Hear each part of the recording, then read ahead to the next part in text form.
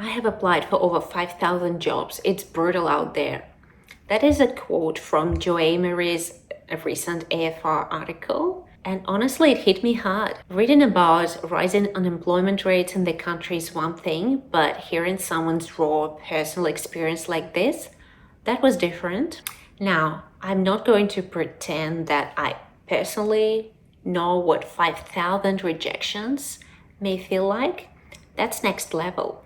But if you're out there job hunting or even just thinking about making a move, I want to share a few strategies I've picked up over the years. I now have been on both sides as a job seeker and as an interviewer, and I've learned what works, what doesn't, and what can give you a real edge.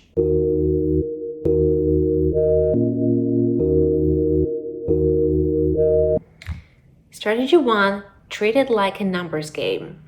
When I first moved to Australia in 2017, I already had a degree and 3 years of tech consulting experience, but landing that first job was bloody hard, no local experience, and yep, the accent didn't help either. So a friend of mine gave me a really good piece of advice that I'm going to share with you now. She said, to get one job offer, you'll probably need to apply for like 100 jobs. That sounds rough, but it's kind of true. So back then I set myself a goal, 10 interviews from 100 applications. I didn't allow myself to get discouraged or frustrated until I hit those numbers. I thought, no job offer yet? Ask yourself, have you hit 100 applications? If not, just keep going. So what really happens with this tactic is, because you're not targeting one job offer, you're targeting quite a big number of applications. It just reduces the pressure on you and allows you to keep going and getting positive experience out of this process. That being said, don't just spray and pray. Apply for roles that actually suit you, and you'll have to tailor your CV and cover letter every single time, yes. AI tools just made it much easier, but don't let them do all the hard work for you. Use them to polish your draft CV or cover letter. Don't ask them to write it from scratch. Ask AI to compare your CV or cover letter to a JD and highlight the gaps or areas that you might need to strengthen. That's where the magic happens. Strategy 2, nail the interview. Let's be real, getting an interview these days is harder than ever.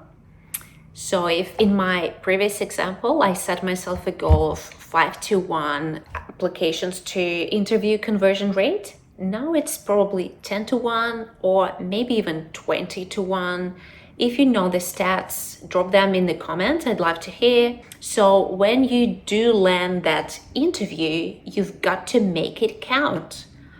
I've interviewed heaps of candidates for tech roles, for product roles, for management consulting gigs, you name it. And here's the thing, most interviewers aren't trying to trip you up. We're just hoping that you're the right fit for the company, for the role, so we can wrap things up and get the ball rolling with the preferred candidate and get back to our very busy schedule. So as an interviewer, here's what I look for and what you should be prepared for. First, know the company. Why do you want to work there? Use AI, go to the company's website, search for their mission and vision, read reviews on Glassdoor, whatever helps you to feel the vibe. Second, understand the interview process. Most follow a very similar structure. Tell us about yourself, questions about your CV, behavioral questions, technical specialist questions, and then at the end, you get to ask your questions. So let's break this down. Tell us about yourself. This should be the easiest part and it should be your favorite topic. The good news is that they already liked your CV. Now they want to hear your story. Keep it tight, keep it relevant. Whether you're a senior leader or just starting out, show them you know who you are and what you're aiming for. Highlight key moments where you led something, built something, or improved something. Show your drive and curiosity. Make it clear why you're excited about this particular role. Second, CV questions. Be ready to clarify anything. Interviewers might ask about gaps, role changes, or anything that stands out. Sometimes it's just curiosity, sometimes they're trying to understand your journey better. If you've got a gap, let's say parental leave, carers leave, or you pursued further studies, just own it. Talk about what you learned, how you grew. It's not a weakness, it's part of your story. I think parental leave only makes you a better person and a better worker, because if you can deal with a kicking and screaming toddler, you can deal with a team of consultants, that's for sure. Now, behavioral questions. Prepare and don't overshare. These can be tricky, especially if you're a nervous interviewee. I know I can be very nervous at interviews, but the good news, they're standard and predictable and can be all researched. People often find it surprising. I know it because I mentor a lot of STEM students from University of Melbourne, but you can prep for all of them. Questions like, tell me about a time when you had a conflict at work with a colleague or a client, aren't traps. They're chances to show how you think and how you act under pressure. Here's a tip. If you don't have a real example, say how you would handle something.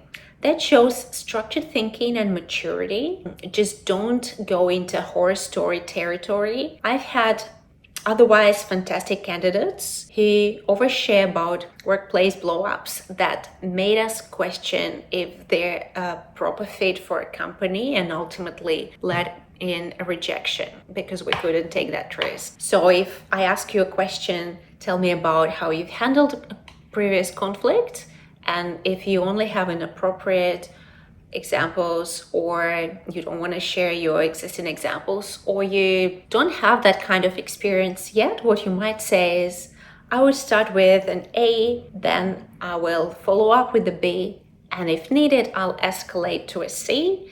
And the same structure applies to any other question where you don't have a real experience yet. Now, technical specialist questions are a different beast, and I can't go through all of them here, but the basics are, if you're in a technical role, let's say a software developer, expect a technical question.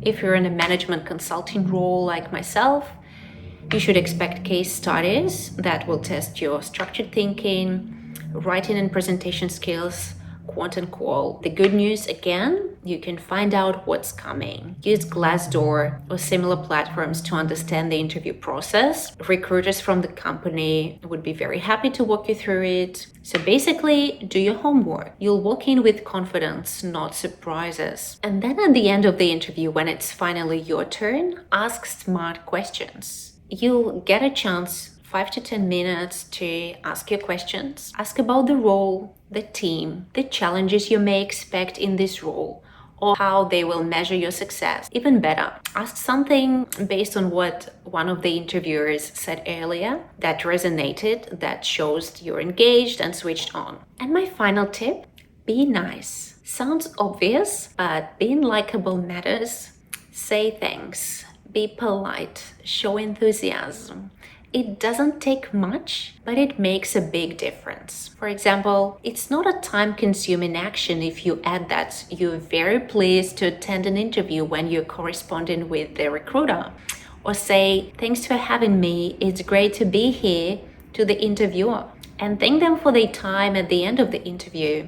And remember, you are interviewing them too. It's like dating. You've got to like the vibe, feel supported, and see yourself thriving there. Don't ignore red flags. Ask the questions that matter to you.